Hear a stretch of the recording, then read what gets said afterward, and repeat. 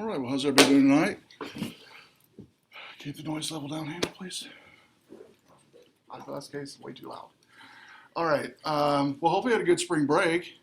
You weren't here, so right, that helped. I needed a week off.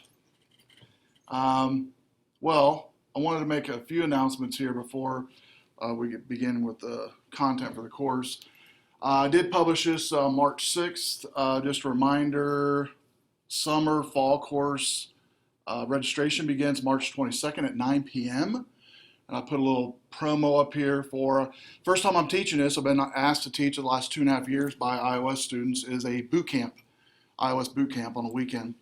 And what it's going to be is summer session 1 is basically starts in May, and I'll go over the schedule in just a second. It's for 4 weeks, 4 Saturdays in a row, and I'll go over the content in a second and the time frame. And then the second session, summer session 2, is an online course for iOS on marketing and publishing your apps. This is the third time I've taught it. So let me go over the content real quick on the first session, summer session 1, which is 4 weeks, May 23rd through June 14th. No textbook is required. The course name is CIS280 in Data Tell when you go to register. The first weekend, in fact, the time is from, let me pull up the actual hours here so you'll know what the hours are.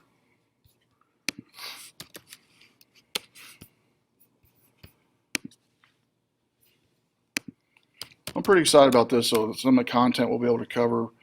It's kind of intermediate, advanced type stuff, focus. All right, let's see here.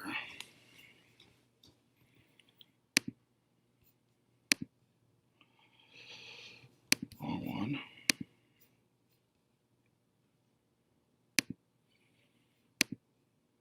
Summer session 1 and computer information.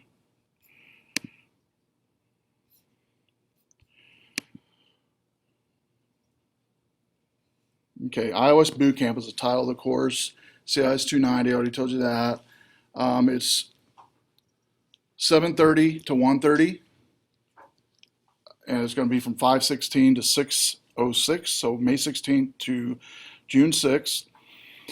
And I will be providing lunch each Saturday. You can bring your own drink if you want to, so I'll save a little money. And to kind of work that last hour on lab time stuff. But anyway, let me cover the content of the course. Again, week 1, Saturday, May 23rd, we're going to go over game basics with Sprite Kit, create a point and shoot game with shooters and enemies. May 30th, Saturday, May 30th, maps with Map Kit, create driving directional map using pinpoints and GPS. And by the way, we'll be using whatever the greatest and latest Xcode is at that time for this course. And then June 6th, Saturday, June 6th, backend database using parse.com and core data, creating a chat messaging app using Facebook login API and parse.com. This one will be able to log in with the Facebook credentials and enter into a messenger type of app. And then Saturday, June 14th, a video recording using what's called OpenTalk, which is an open source video conferencing tool. They'll be using a Uiwebview and creating an app like FaceTime or Skype for that one. And so 4 topics: gaming, mapping, backend database, and video recording, and screen scraping recording. Those 4 topics will be covered. Each Saturday, you'll basically complete a complete app on that Saturday in-session boot camp. If you've never been in a boot camp type thing, that's what you generally do. You're in there for 7-8 hours, and you create an entire app from beginning to end. We'll have a 3-ring binder with all the labs in them. Now, as much as Xcode changes, code can change probably over the summer, but at least from that snapshot in May, you'll have the complete code and everything needed for that lab to be completed. And so again, game basics, maps, backend database, video recording. Questions? And if you've never been a part of boot camp, they're kind of fun because you do get a lot of time to actually work on an app in class and face-to-face and in groups and get to kind of walk around and help each other. And so it's a lot of fun. I enjoy it. I've been to a number of them. It's a lot of fun to do. And so they actually let me do it this time. And if it goes successful, then we'll keep offering one every May term. And then the second session, which is a summer session, this is my third time offering it. It's marketing and publishing mobile apps. Summer session 2 begins June 15th through August 5th. It's online. The course name for this one, CIS280 XX4. The topics covered in that one is what is mobile marketing, why market my app, methods of marketing an app, stages of Apple developer registration, preparing app for publishing, publishing app to Apple App Store, post-marketing, and tools to track your downloads and sales. And so I'll be including in this one real apps I've developed that are on the Apple App Store and demographics and stats that I've had from mine, and then show you how the process goes on registering as an Apple developer, $99 Apple developer, going all the way to publishing your app and marketing your app on Facebook, Twitter, and LinkedIn. And so I'll show you how to do all of that. Questions on either one, the May term, summer session 1 or summer session 2. If you do have any questions, shoot me an email, get with me after class. On my website, you can actually even text. I put my Google number there. You can text or call. On the calling, it goes right to voicemail.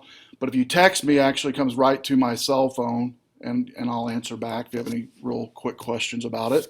Otherwise, we can do a sit-down type thing and go over more detail maybe that you might need. Okay? So boot camp, May term, summer session 1, summer session 2 is focusing on marketing and using a real-time app, a couple of real-time apps I've published in the App Store, and some tools that you use. Some things I found some hurdles to help you over first time publishing an app that I've learned over the years. The main thing with Apple is they're real big on your logos and your marketing for your app name.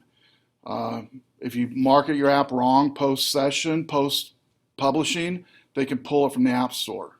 If you don't include the right logos, the iOS logos from Apple App Store, if you don't, the download icons you guys have seen before, if they see an ad out there that doesn't have that on there, that has an app in the App Store, they can pull your app from the App Store and not let you publish anymore. And I've seen developers have that happen to them. We'll also talk about the biggest one with Apple on publishing is naming and icons, those two things. And then some of you might be familiar already with social media.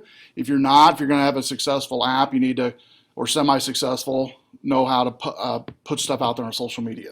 And so that'll be helpful. I've had some students take this course actually in the summer just to learn the social media aspect of marketing, because I cover a lot in that summer session. So anyway, hope we get at least, I'd like to have a 10 for the boot camp and 10 for the market. I've been getting 10 each summer for the marketing and summer session 2. But if I get 10 boot camp, like everybody in here take the boot camp, 4 Saturdays done, that'd be awesome. I know some of you work or whatever, you can't do it, but if you could, that'd be awesome.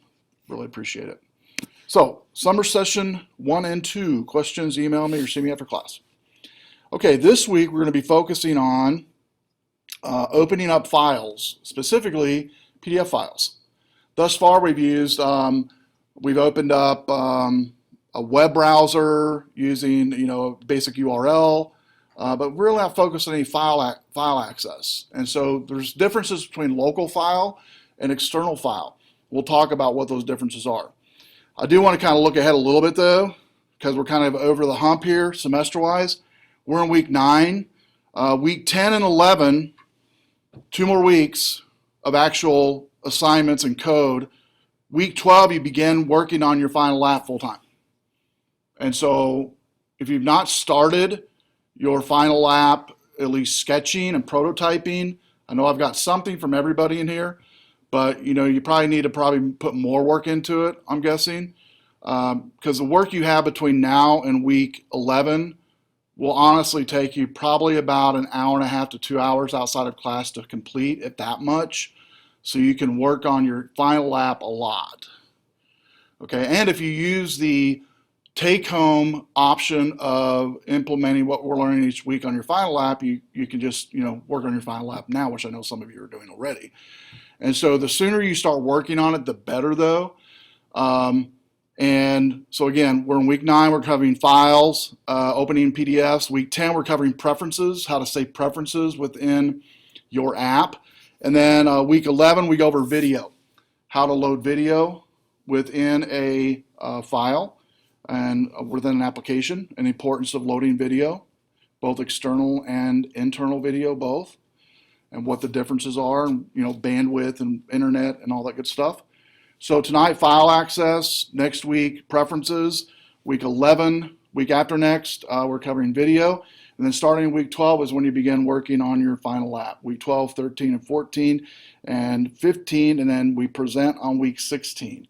So I hopefully give you enough time to really focus on your final app, because I've learned in this class and a lot of other programming classes I teach, if you give students a project to work around something that's meaningful to them and that they can use, they get more out of it. If it's just a canned project, you forget about it right when you submit it. You're done, right? I know I did when I was going through school, and even boot camps I've been to. They're great boot camps, but the boot camps I've been to that are just canned products and projects, and you learn a technique and never be able to apply it again because it's not pertinent to what you like to do with apps. They're really meaningless. And so hopefully, and I've already helped some of you already in here, and I just kind of hammer away again at week 9 here. If you need help on getting started, I'm pretty close on everybody I talked to before break on giving your examples ready. I think I went around the room right before break and kind of said, hey, what do you need? What do you need? What do you need? And I'm pretty close on getting everybody's examples ready for you. But that doesn't mean you have to wait on me. You can begin building your interface and things of that nature. Looking at apps that are kind of the way your app wants to work, things like that. So don't wait on me for that. But I'm going to hope to have these examples to everybody by Friday in your inbox. We'll be looking by Friday, like kind of between now and Friday, on your inbox for that link to GitHub for your example. And questions before we get started?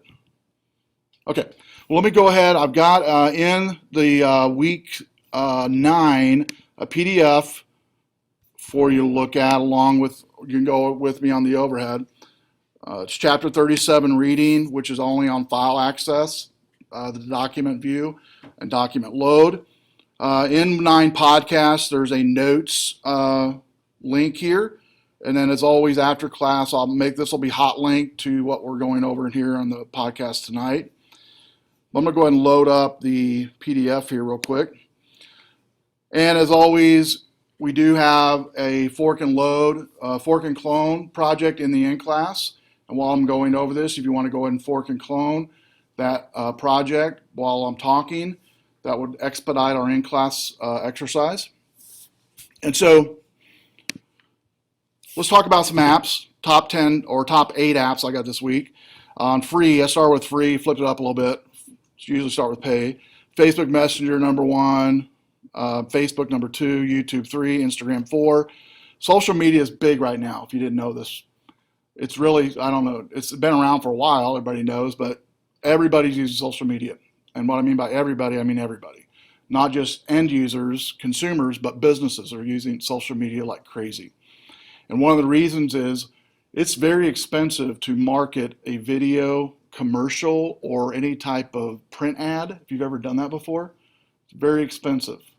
Anybody done any commercial marketing or mailers or video before with a business? Been involved in that at all? Well, it can be in the tens of thousands of dollars to do a really small campaign. Yeah, you've been involved in one? Yeah, we used to just go on the newspaper all the time. Yeah. And on the radio. Right. Got back, we just either Facebook, Twitter, Yeah. and Instagram. Yeah, you're right. And a lot of businesses are doing that because, number one, social media is free. It is a little learning curve to use, but most companies have employees already in their business that are pretty savvy already.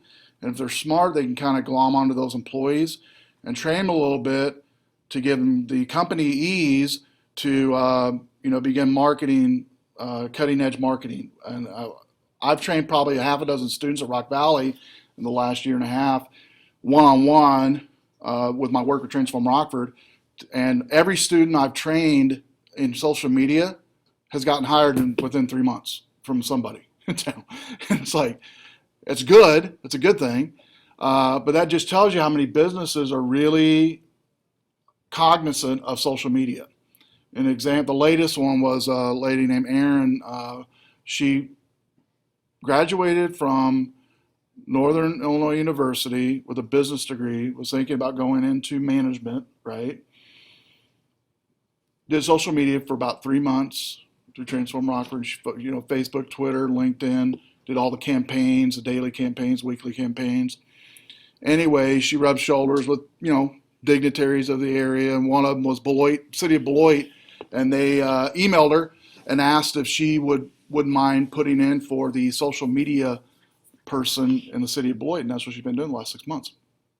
And about 2 others since then have gotten hired in social media as well, and had no idea of going into that full time. And by the way, you can go into this full time in social media, but what you're learning this semester in mobile app fits perfectly in social media, because almost every app you develop has an implementation of some type in social media. All of them have. As simple as a simple app to a complex app. They have some type of social media aspect. And so it's no surprise the top 4 apps here are social media related. And then Pandora, Snapchat, still big, ESPN, that we know why that's big, right? That's all anybody's doing. I just saw a report today. The number one time sucker this week for employers is what you think? People are looking like they're working on their computers, but what are they doing? Huh? Brackets. They're doing the brackets, right? Anybody here do brackets, by the way? Anybody here doing brackets right now? You're doing little brackets right now? Okay, good. That's all right. And then iTunes U. I thought that was surprising to have in the top 8. I don't know. It's been a while since it's been. And iTunes U is really beefed up as well. A lot of places are using it to offer. Again, it's free for colleges, universities, and K through 12 to use to publish their course content for free, and don't have to pay for web server hosting, don't have to pay for space at all. They give each entity 2 terabytes of data to use. Apple does.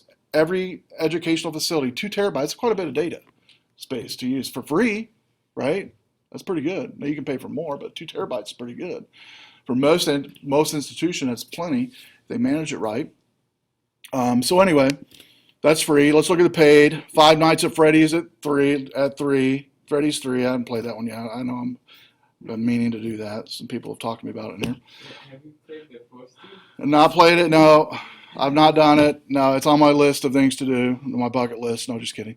And Light. Are you easily scared? Do I now? Are you easily I might be easily. Yes, I'm a wimp when it comes to scary movies. I'm terrible. I get nightmares. Yeah, I'm a big wimp. Maybe you shouldn't play those. Probably shouldn't play it, right? That's probably why I'm not subconsciously wanting to play it. Yeah. Yeah, I'm a big wimp when it comes to anything scary. I like dramatic, cop movies, suspenseful, movies, but, scary stuff just to kill people, not so much. And Light is a new photo video editing. If those of you going into photo video editing for your app, might be good to look at that. I've heard good things about it. I've not played with it yet, but I heard it's a good app. Minecraft, heads up, if you've not played that one yet, definitely do that with your family this weekend. If you didn't do it over break, recommend that. Doesn't cost anything. With heads up, you can actually create your own categories as well. Afterlight, another photo and video tool. Trivia Crack, Five Nights at Freddy's again, and Five Nights at Freddy's again. So Five Nights at Freddy's 3 times on the paid app. So they're making a lot of money. Making a lot of money, yeah. Last week, before break, we went over core data. And core data, remember, is the data that iOS or the Apple created to store backend databases for your app. Most every app is going to have some type of database, and core data has simplified much easier the process for new developers over the years from what it used to be. And core data, as its core, has SQLite as a backend database, but it's fairly easy to implement once you've done it the first time successfully. And like I mentioned before break, once you do one successfully, I recommend doing one over and over again just to get the second nature, how to hook core data in. Tonight we're going to be covering, supposed to be week 9, managing files, adding a class, which should have done that in the core data where you had to add a class for a UI web view or a UI document view. And then opening a local PDF in a web browser and opening an external PDF in a web browser. So, managing files. In the reading this week, it talked about, first off, what's called UI document class. It's designed to provide an easy user interface for creation and management of documents and content in your iOS apps. And so basically it's a class to be able to read, write, and load files. That's it. Read, write, load files within your iOS platform. And so UI document class allows you to do that. There's two types of classes, subclasses within this. One is contents for type. This method is called by the UI document class when a data is to be written to a file. This method is responsible for gathering data to be written and returning it to what's called the NS data and NS file wrapper. And the reason you need to know the content for type, like this week we're going to be in content for type PDF, but we've done in the past content for type HTML, and then you could do maybe content for type text file, content for type DOCX. It's a whole bunch of different content for types that are out there. And by default, Safari has all of these content for types built into them. We'll talk more about that tonight, how to get those types to load in Safari using UI document.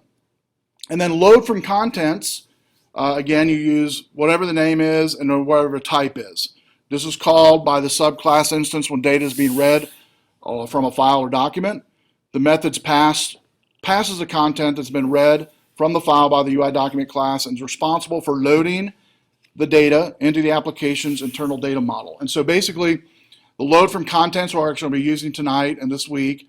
We're going to be loading contents into a UI web browser using the load from contents from UI document. And specifically, we're going to focus on PDF files, both locally and externally. So we've done this a little bit this semester already, but just as a kind of reminder, and I put it in the notes to this week. When you add a class, the reason you need to add a class in any app is when you add a new view controller, okay? So when you add a new view controller into your storyboard, you can't just start dumping stuff on there and then doing outlets and actions. Not going to work. You got to create what's called a class to bind to that view controller. So first thing I suggest to do is anytime you go to create a class for your view controllers is to always create a new group within your project where you go to, right click on the project, go to create new group, which creates that folder, remember? And then from that folder, you add a new file, number 2 here, and then you select what's called a Cocoa Touch class. We're actually going to do this tonight in the class. Cocoa Touch class is advanced from what we used to use, which is Objective-C class.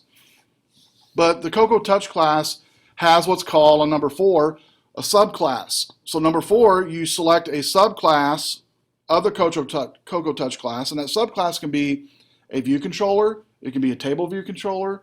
Those are the 2 most popular you'll be playing with this semester. There's other classes, but the 2 that you'll be playing with this semester in all of your apps will be either a view controller subclass or a table view controller subclass. And by the way, the table view controller subclass is what's used on the master detail view. Remember, the master has a table view controller and where he puts a list of items from your array on there for the menu. That would be a UI table view control class. Then the view controller class is a class when you go to create a single view application, it puts on there a view controller as a default view on the storyboard. That is a view controller class. But if you were to add a brand new view controller or a brand new table view controller, before you could add any objects and bind those objects to an outlet or action, you need to add a class. And then lastly, bind that class to the view controller within the properties. So again, adding a class is required when you add a new view controller of any type. It could be a table view controller or a view controller, either one. And these are the steps I recommend using when you add a new view controller or table view controller. And we'll be doing this step by step, by the way, in class tonight. So once you've added your view controller and you've added a web browser to that view controller and the subclass for that view controller, you can then begin putting the hooks in there to open up a PDF within that UI web browser. And to open them up in the UI web browser, first you got to do is create an outlet of that UI web view, which you've done before already in here. And then you add what's called a UI browser extension that we'll look at in just a second. With iOS 8, they've allowed the ability for us now to create extensions of every object within iOS. Extensions of any type of class. An example would be like we're going to do this week, an extension of a web view. But you could create an extension of a media player, extension of notes, extension of YouTube, extension of any native app within iOS. You could create an extension of within your app to call and you use it however you want to. Within your, Do I know? within your. Within your app, yes, within your app. You can call it within your app, this extension. Now to do that, you need to do what's called an extension name, and it needs to be after the very last right bracket in your class. So you know how every view controller has at the very bottom a right bracket, at the very bottom of it? After that very right bracket bottom line is when you can add that extension, whatever that extension might be. Here's an example of what we're going to be doing tonight. You're going to be adding, you'll notice the very top comment there I put on this one, adding the UI browser extension. I put a comment in there, last bracket of the UI view controller class, and this is a verbatim, the actual extension called Extends Uiwebview extension, space Uiwebview. So before we go any further, what this is doing is extending every known method within the Uiwebview at our disposal. And the reason you'd want to do it is you'll see tonight, by calling an extension or adding an extension to a view controller, you can literally load a file with one line anywhere within that form by adding this extension. The first function within the extension you'll notice is what's called, I call it load local PDF. It could be called whatever, but I have two functions in here. One called load local PDF, and then notice down further, load external PDF. Let's focus on the load local PDF. Name, string, exclamation point, and that means optional. And so what this is calling for is within whatever you call the web browser, let's say you call the Uiwebview Webview. Let's say you call it Webview. You can do Webview dot load local PDF parentheses, whatever the name of that PDF file that you put in your directory, that's where you put in parentheses. So if it's named directions.pdf, you would just put directions in parentheses. You would put, Webview controller.local PDF, and in parentheses, you would put quotes surrounded by parentheses. You would put that directions, not PDF, dot PDF, just directions by itself. Now, notice I put a comment here underneath function load local PDF. This is loading a local PDF, this function is. Let terms path is a string question mark equals, and let means it's going to be not a variable, but it's going to be a constant here. nsbundle.mainBundle.path for resource. What this line is doing right here, by the way, is anything within your resource project folder that you've dumped in there that has the extension .pdf and has the name that you put in that parentheses that we'll look at in just a second, it's going to load it into this path. Let URL equals NSURL, file URL with path, terms path, it's loading that file that we just created, that string file, terms path, and now loading it as an NSURL. Next is a let PDF request equals NSURL request, URL exclamation point. Now it's loading that into the request in memory. And then the last line loads that URL to the local PDF to the web browser with load request. So that's the local. Now let's shift to the external. The external, how you would use it when you called it outside of here would be webview dot load external PDF. In parentheses, this time though, you would put the entire URL .pdf, whatever the PDF path is. And I actually put one in the in class for you to use tonight. So that's what will be passed to this function. Let URL equals NSURL string, whatever the name is you passed, whatever the URL name is you passed. Next line is the NSURL request line. Next line is fitting that PDF to the page, which we could have done at the top one, but I didn't put it in there. But all this is going to do is fit that PDF into the web view, regardless of what the size is. And then load request is going to load that external PDF. So the difference between the two is what? Between the local and the external, what do you see by looking at these two functions? It's the main difference. What's it using in the local that's not being used in the external? What function is being used or class is being used? And it starts with the letter N. It's on the word, the line is let terms path string equals NS bundle, right? NS bundle dot main bundle dot path or resource.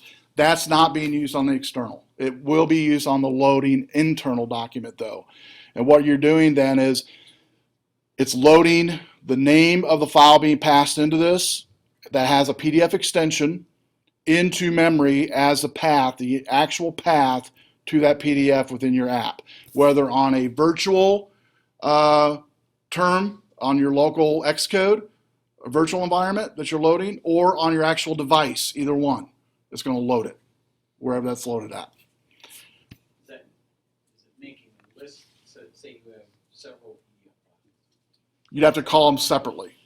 Yeah, this is just a, Mike, would be called multiple times if you had multiple PDFs.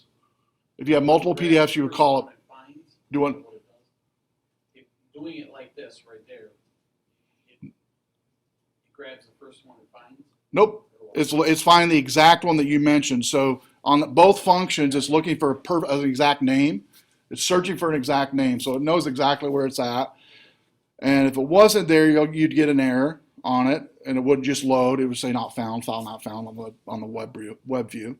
But no, it's an exact search on both of these, whether it be local or external. The local one is the exact name of the PDF. That's all you need, without the .pdf on the end. Just the name of the PDF, anywhere you put it in your project. Now, technically, I suggest putting it in a group, right? Putting that PDF in a group, but you wouldn't have to, really. But I suggest doing that just to logically manage your PDFs if you have a lot of them. And then external, it's got to be the URL with that file.pdf on the end of that URL. Make sense? Okay, let's go on. So to call and open a PDF, you're going to create a new group called PDFs, is what I suggest.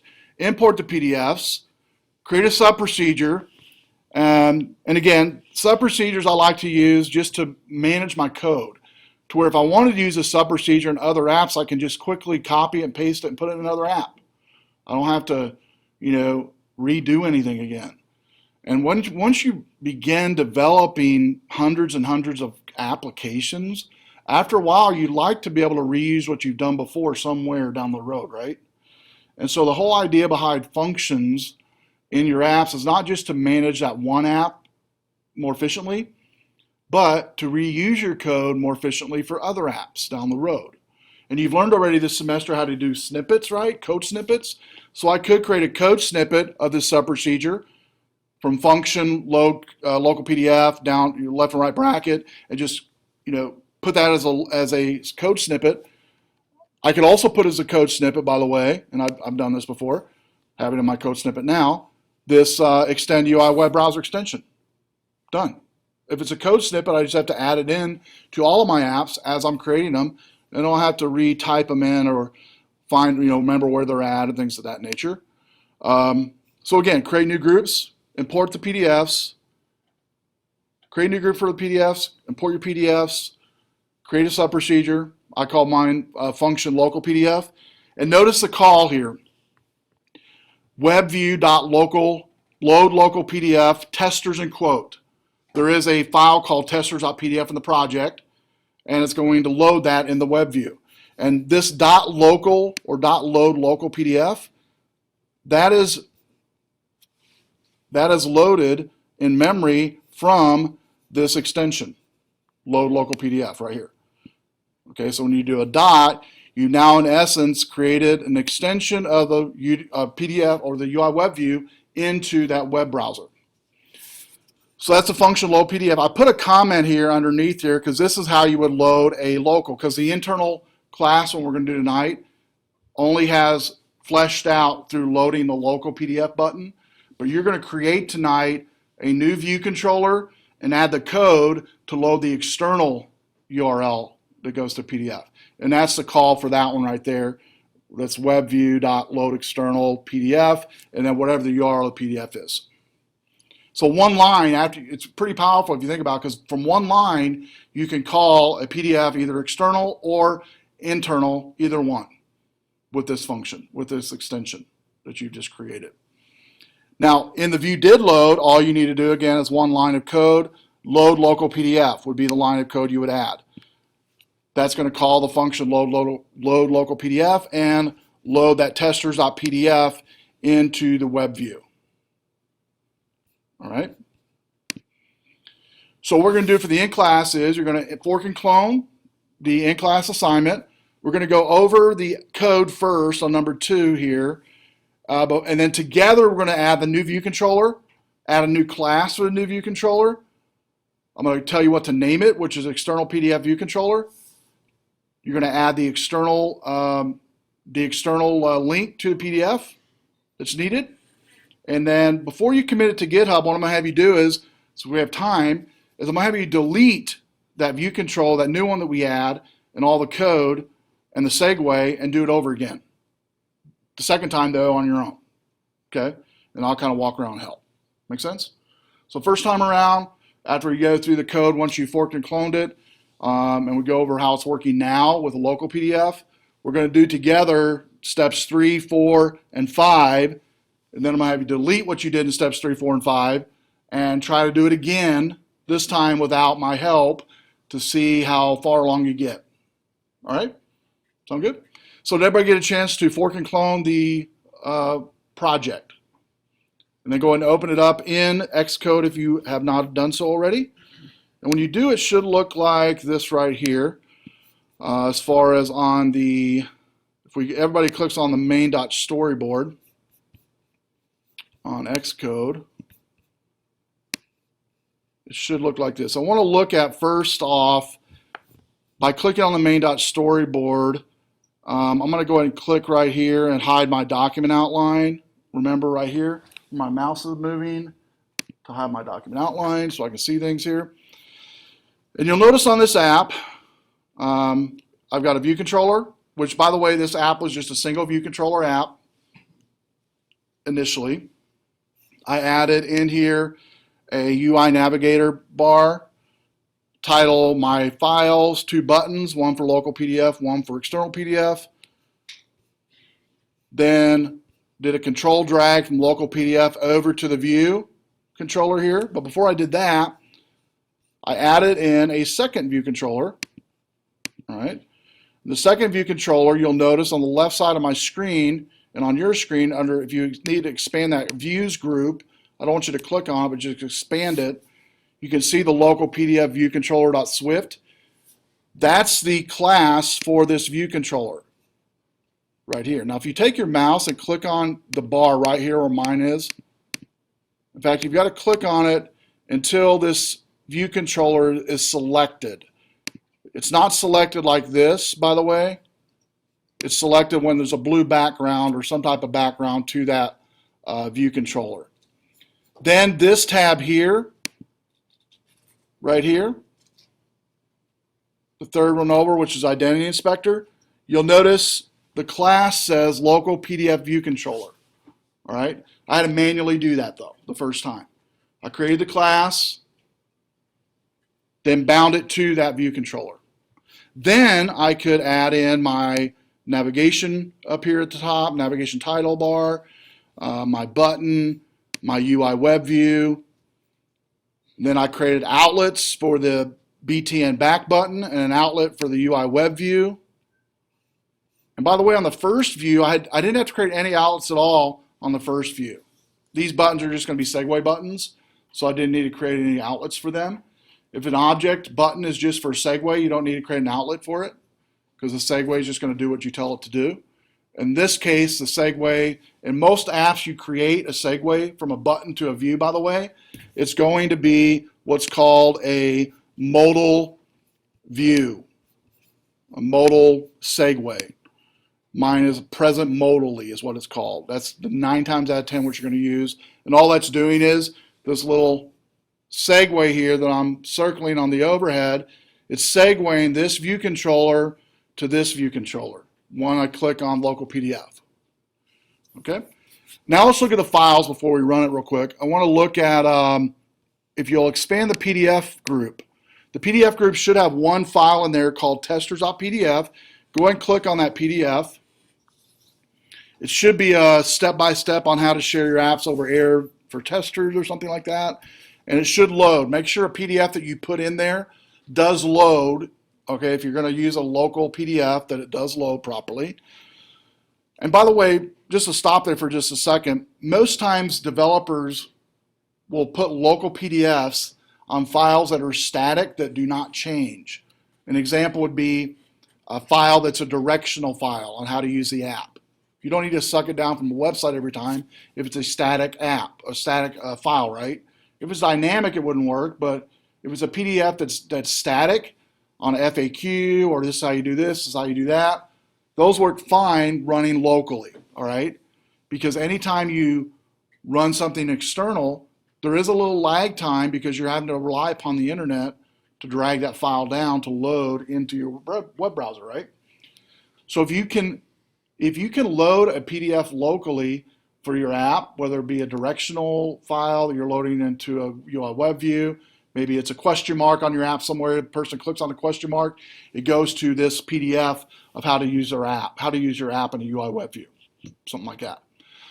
I've seen PDFs used for that. I've also seen PDFs used for loading pictures within a PDF, because when you create a PDF and load pictures, they compress them very nicely and it looks nice. The layout looks nice, whereas sometimes pictures don't look so nice if you load them on a HTML file.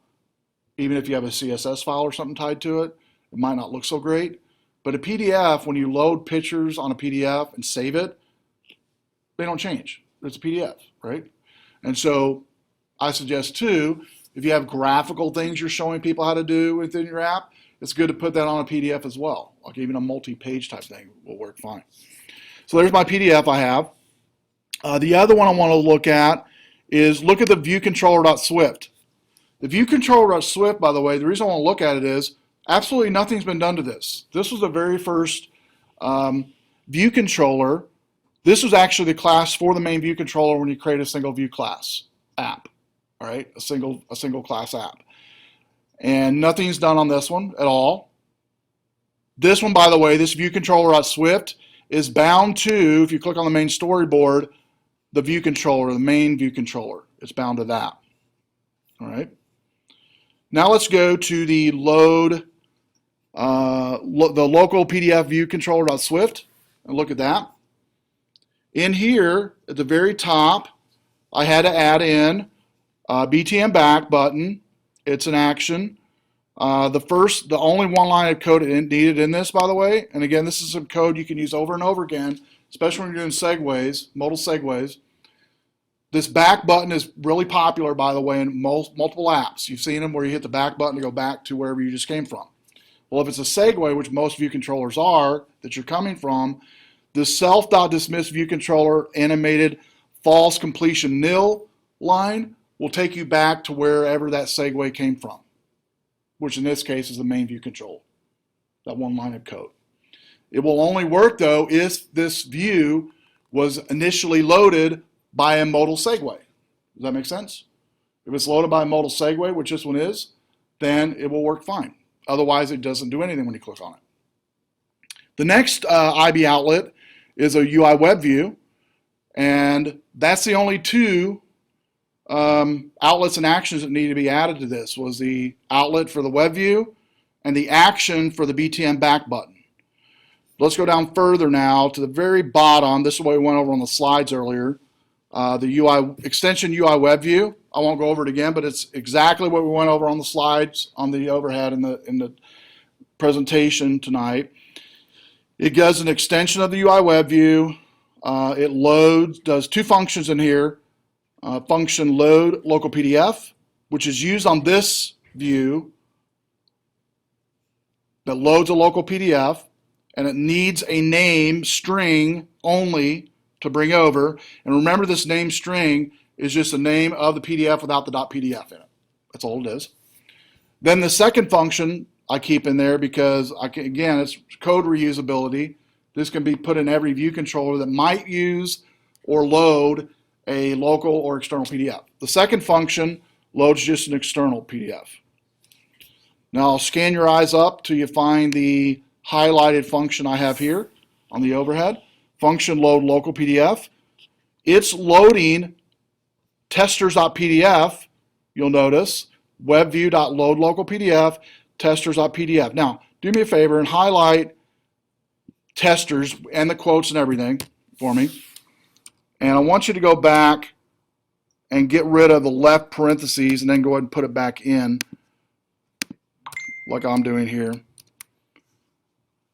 Just get rid of everything back to the left, to like that. So where my cursor is on PDF, load local PDF, just have it blinking there. And then if you do a left parentheses, it's going to pop up and say, okay, this is what I need, and then that says string. That's what it's need. And so you put in there, in quotes, testers in lowercase, end quote, right parentheses. That's it. That's all it needed for that. Because that function needed a string, and the string is going to be the name of the PDF. Make sure, though, the string that you use in the future, outside of this class, when you're creating an app that's loading a PDF, the string has to be the very same syntax as the string within the PDF name. Make sense? If not, it won't work. So I loaded a local PDF with that line within the function, but where is this load local PDF line called? I'm glad you asked. If you go up to the view did load, override function view did load, underneath super.view did load, there is a line that says load local PDF. So when this view controller is loaded, the very first function it goes to is this view did load. It goes to load local PDF, goes to the line to load the testers.pdf, goes to that load local PDF function, and loads it in the web view. Now let's go ahead and run the app. Do a Command R to run it.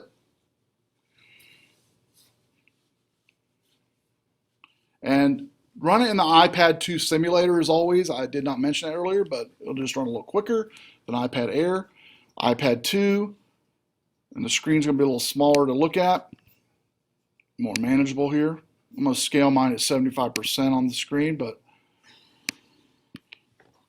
walk around and see how everybody's doing on that.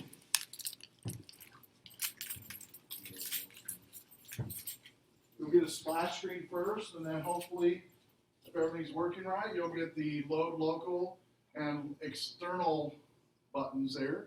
Load local and external PDF. If you need help, let me know.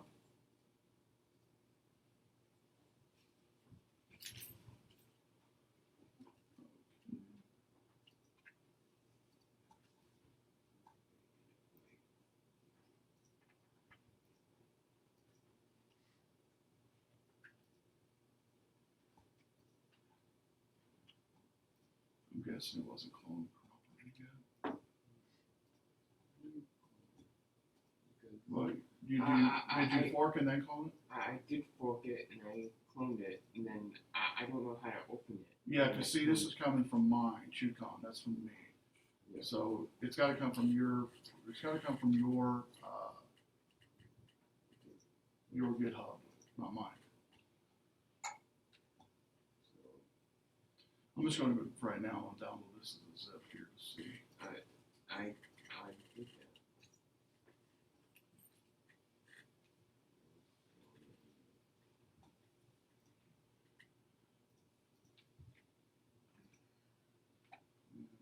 it with 6.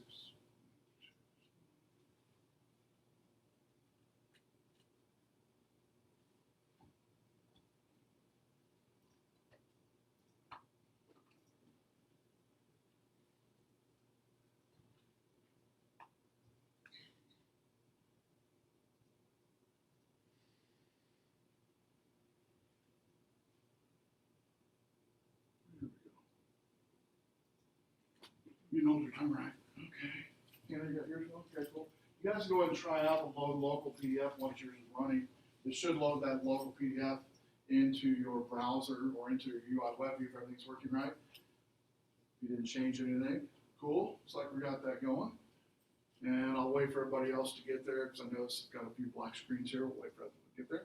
While those are loading, so what this did is when you click on the local PDF, it goes and calls that function that calls the testers.pdf, and then it loads it nicely into the Uiwebview. If it was a multi-page PDF, you could scroll through a multi-page PDF here. It also still has the same stuff that all iOSs have. If you wanted to double tap on any of the zoom in, zoom out features, that would work as well. Or if anything is hot linked in here, that would work as well. I think I have all that turned off, but so anyway, this loads a local PDF into the Uiwebview. Everybody get that? Cool. Now what we're going to do is I'm going to show you here now, once that's functional now and working, I'm going to show you real quickly. We're going to add a second view controller. We're going to, after we add the second view, add a class for that second view controller, name it, bind it to the view controller, add in a navigation title bar, back button, Uiwebview, and then all the needed code for that new view controller. Now before we do anything though, let me just help you here real quick to speed this up. If everybody will go to the local, go ahead and stop your app running and go to the local PDF viewcontroller.swift. There's going to be some code here you can reuse. I want to show you it ahead of time. The code we'll be reusing will be the extension at the very bottom. We'll be using that. No brainer there, right? We need that. We'll copy and paste that one over. The other function we'll need is the function load local PDF. We are going to change that though to load external PDF, but we'll copy it as it is initially. And then within the view controller or the view did load, we're going to have to type in the load local PDF to the new one, which is load external PDF. And then the code for the button back, the BTM back, we can reuse that within our new view. So if everybody's going to click on the main.storyboard, I want you to scroll over to where you've got basically your screen kind of looks like mine. You can see the very right side of the second view controller, which says load PDF view controller, kind of like that. All right. What I want you to do is go down to on the bottom right corner of Xcode, and we're going to click and drag the view controller, click, drag, and release the view controller onto your storyboard. And we'll resize it to where, actually I want to do this. I'm going to make it smaller here. And I'm going to click and put it right here on my first one. Right over the top of my first one. And I'll tell you why in just a second. But in order to move your view controller, by the way, as always, when you drag something onto a storyboard, if it's not moving like you like to, click away somewhere in a white space, come back to that view controller, and you want to click right here where my mouse is, on the header of that view controller, which is right in between these two lines here, where my mouse is moving right here, okay? So kind of position yours to look just like mine, right there.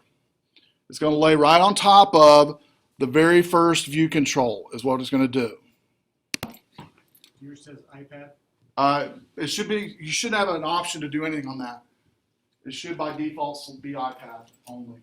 If you do have an option, make sure it's iPad.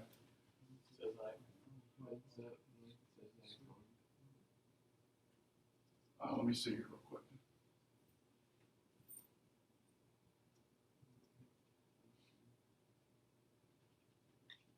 Yes, the main projects is an iPhone or an iPad, so right click there, go to new file, class.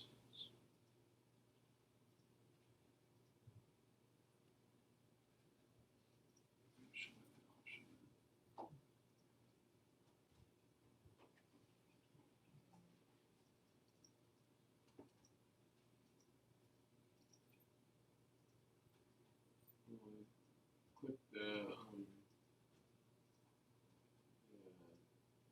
checkbox below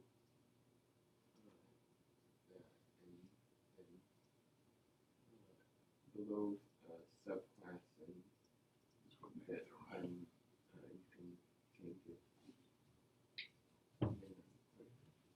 I just said the same thing. That's fine. Just go ahead and leave it whatever it is. If it says if you're forced to iPhone, we'll keep it at that. Don't worry about it.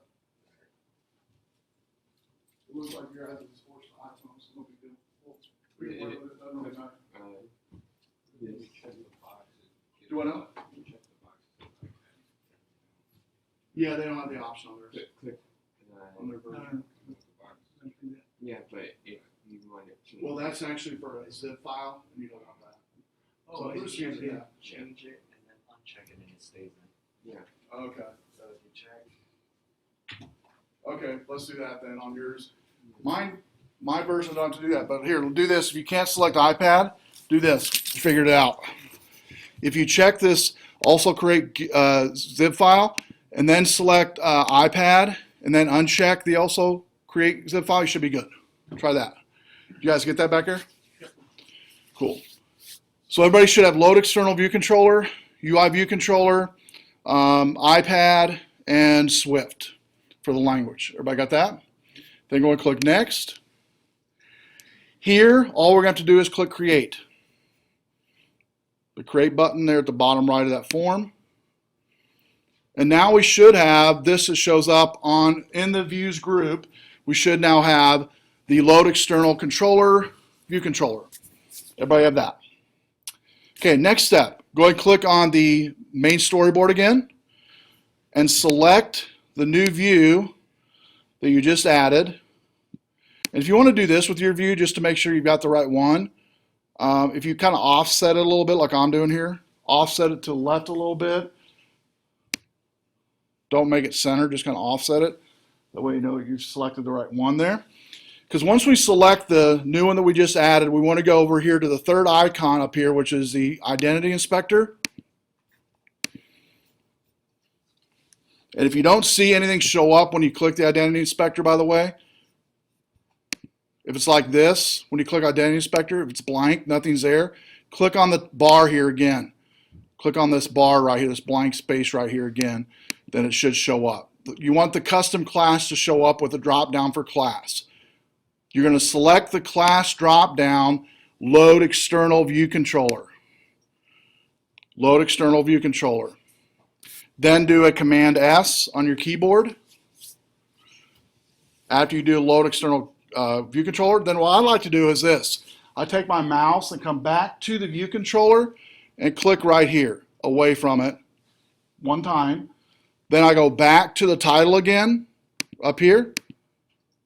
You'll have to click it twice to make sure that class is still in there. Okay? Everybody got that? Now, what we're going to do is, we're going to take and do a control click from the external PDF button and drag it to this new view. And we're going to select the modal.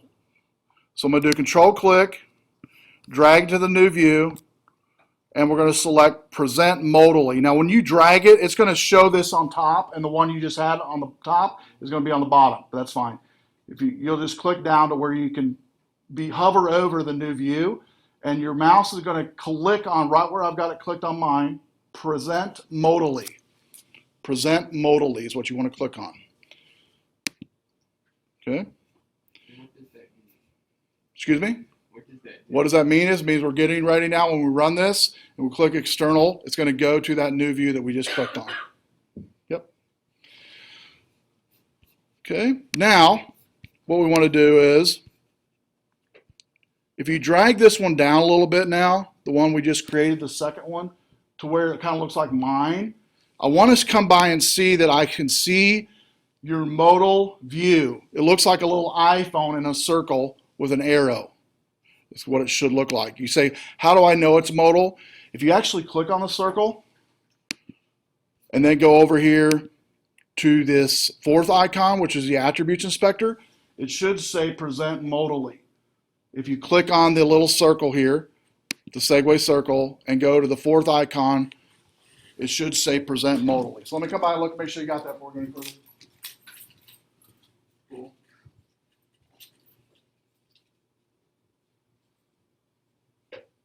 Good. Okay, now what we're going to do is we're going to add in three things here. We're going to do a title bar. We're going to name it. We're going to add in a title button, navigation button, and we're going to add in a Uiwebview in that order. So let me show you the easiest way to do it. Let's bring in that view controller into view to where we can see it just like this on your screen. So I want to see your third view control right like mine is. Okay, so go ahead and present your new view controller in your storyboard and on your monitor just like mine to be easily accessible. If you scroll down to the objects, all the way to the very bottom of the objects, and then start working your way up, go all the way to the bottom, then work your way up, and I want you to drag in, the first thing we're going to drag in is the navigation bar. And we'll go ahead and read it before I add it in. It provides a navigation or mechanism for displaying a navigation bar just below the status. What we're going to do is going to click and drag it right below the battery icon. And make sure it's centered. You say, how do I know it's centered? If it looks like mine, it's centered, meaning that blue line shows up. See how my blue line's gone? And now it's back. And right below the battery icon will be fine. That's fine, right around there. That's what it should look like when you release it. All right? Double click on the word title. Double click on the word title. And I want you to go and type in, for fun, we're just going to type in my external PDF. 3 words. My space external space PDF. And then click away once you've typed that in. To start typing, just double tap on that title and start typing. My space external space PDF. And then click away and it should look like mine. Look at me when you got that done. Okay, next we're going to go down a little bit from navigation bar to bar button item. Click and drag the bar button item to the left of that navigation bar.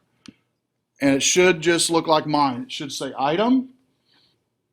And if you try to click it anywhere else, by the way, it'll force it, by the way, to this area here or this area here on the right. Only 2 places it can go, left or right. So you really can't mess it up.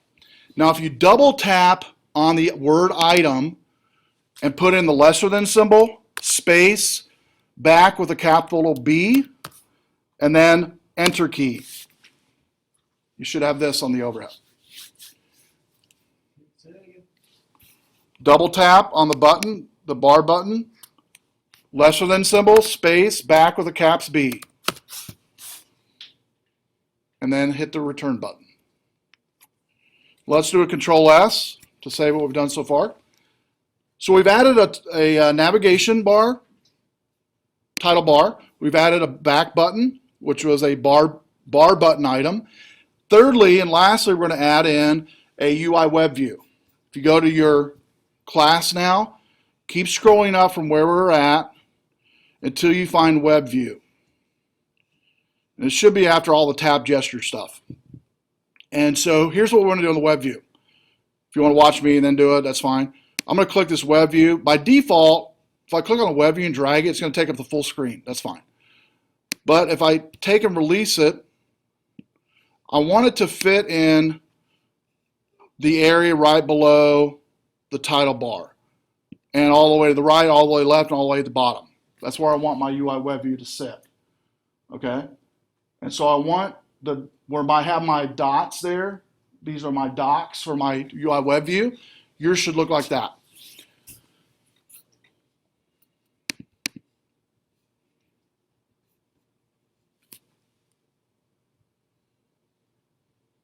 So we've added in the navigation title bar. We've added in the bar button item and the UI web view. The only two things we got left to do here before we put in more code, for any code, is we need to create an outlet for the UI web view and an action for the bar button item. Okay. Now before you do this, I'm going to let you do it on your own, but the bar button item, make sure when you do an action for the bar button item that you make sure that you select the class for button, and then also for the UI web view, make sure you just call it Webview, all lowercase. And for the button, we're going to call it BTN back. BTN back is going to be the button name. Webview is going to be Webview name. Just remember on the button back, make it an action and make sure the class is a button class. I'll do it with you on the overhead, but I just want to kind of show you if you want to kind of just go and create those. I'm going to go ahead and click on the Show Assistant Editor. And I'm going to put some space right after my first left bracket after View Controller. I'm going to do my back button, and then I'm going to do my UI View Controller, UI Web View. I'm going to do Control Drag. It's easier on this back button, by the way, to select it like this first. Make sure it looks like this first. Might have to click on it a few times to see that, like 2 or 3 times. And then Control Drag it in. And make sure it's an action, and the type, I said class earlier, its type is UI button item, bar button item. And we're going to name it BTN back. So I'll leave that one up for just a second. So control drag over into your code, make sure it's an action connection, name is BTN back, and type is UI bar button item before you click connect.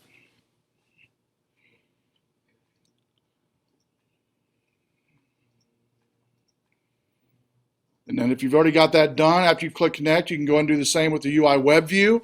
You're just going to call, it's going to be an outlet, which is a default action. Should already be outlet by default, and just name it web view and connect it. Everybody got the button? We'll go on with that one, or still need to keep it up there? Did you already do the button, Ben? Okay, anybody else need help with the button? I missed, how did I get that, where you have yours, is that the detail view? This here? Yeah. Yeah, it's this one right here. Oh. Your assistant editor. You always be an assistant editor to click and drag over. Actually, it has a different icon. Yeah, it's the Yeah, type. right, there's a little tuxedo guy, yeah. Type. Yeah, assistant editor or the tux on yours, whatever it is. Okay. It's the second one over from the left. All right, so I'm going to add in my BTN back, make sure it's an action, and make sure the anti-type is changed to button. And then I'm going to do the same with the UI web view, and it's going to just be called web view, all lowercase. The default connection is going to be outlet. I'm going to keep it at that. The type's UI web view, we'll keep it at that. So the only thing you have to do when you can do a control click on the web view is name it web view, all lowercase, then click connect.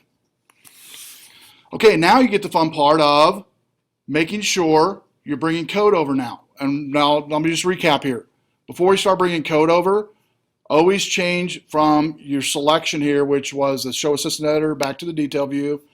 And then the code you're going to be bringing over from the Load Local PDF, the local PDF view controller. Remember, as extension, you're going to bring over all that code from extension. You're going to bring in the function, local PDF. You're going to name it, rename it from Load Local PDF to Load External PDF. It's fine. In the code here, you're going to have to comment the line that says webview.loadLocalPDF. You're going to comment that out, uncomment the next one, and put in a real URL, which, by the way, the real URL is in the in-class link for the in-class assignment. I'll go there real quick on the overhead to show you. If you guys go to the RBC Eagle for the in-class, this link right here under number 5 is the link needed for the external PDF. Okay. And then you'll also need to put in the code for the button back from this which is a self.dismiss view controller, and then load the correct function from the view did load. So I'm going to do all this myself. I'm going to talk while I'm doing it, but you can go ahead and jump ahead if you want to. First thing I'm going to do is copy my extension Uiwebview, all that code. I'm going to copy it and bring it over into the load external. And remember, the extension is at the very end of my code, a new line, and I'm going to paste it in there.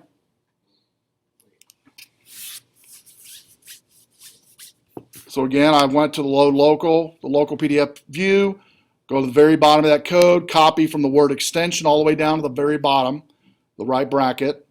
So the whole line of code, you're going to copy, and you're going to paste it at the very end of your class here for the new Uiwebview. And it should look just like mine.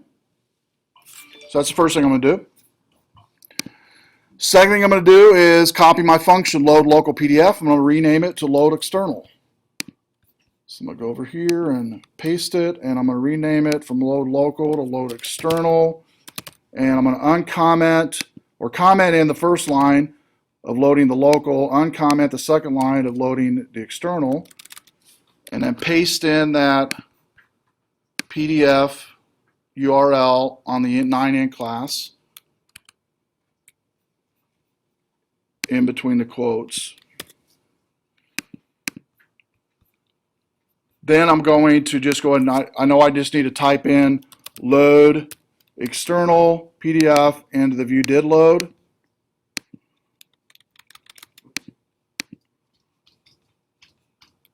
And then lastly, I've got to put in my self.dismiss view controller.animated from the BTM back.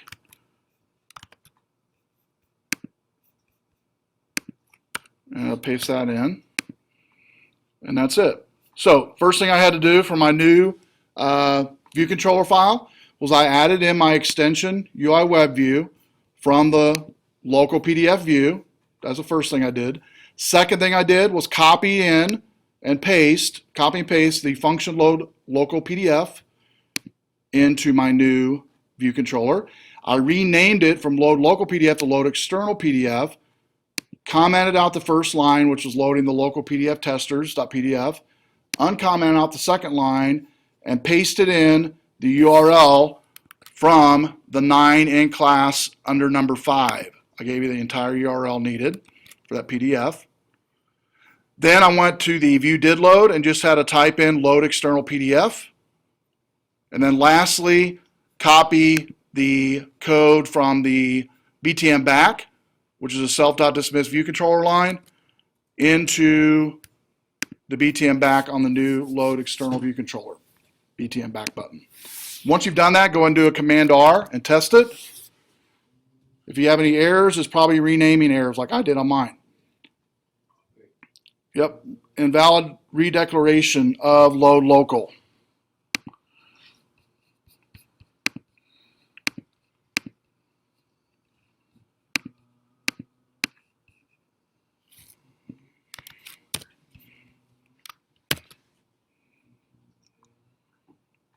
Because I don't have to declare it once. I don't have to declare it again. It's going to use the extension I did back in my first load, my local PDF view controller. So where I told you on step 1 to copy this extension, you do not need to do that because it remembers it from the extension we did on the load local. So you can delete that first step I told you to do. We don't need that on this version of Xcode. The extension Uiwebview that I had told you to add step 1 on the new external file, you don't need that. It remembers it. It uses it from the load local PDF. Does it cause an issue if it's there? Nope. When you put it anywhere within your code now, it remembers it globally within your entire application. So you only have to put it once now. I remember reading they were going to do that in the latest version, but I forgot that. So Well, this version is 6.2 now. do what now? I'm still on though. This is actually on 6. I'm only on 6.1, I think, on this one still. You guys are probably 6.3 at home or something, but I'm still on 6.1. So. This box right here, 6.2. We're 6.2 now. Oh, you guys are 6.2? Okay. Yeah.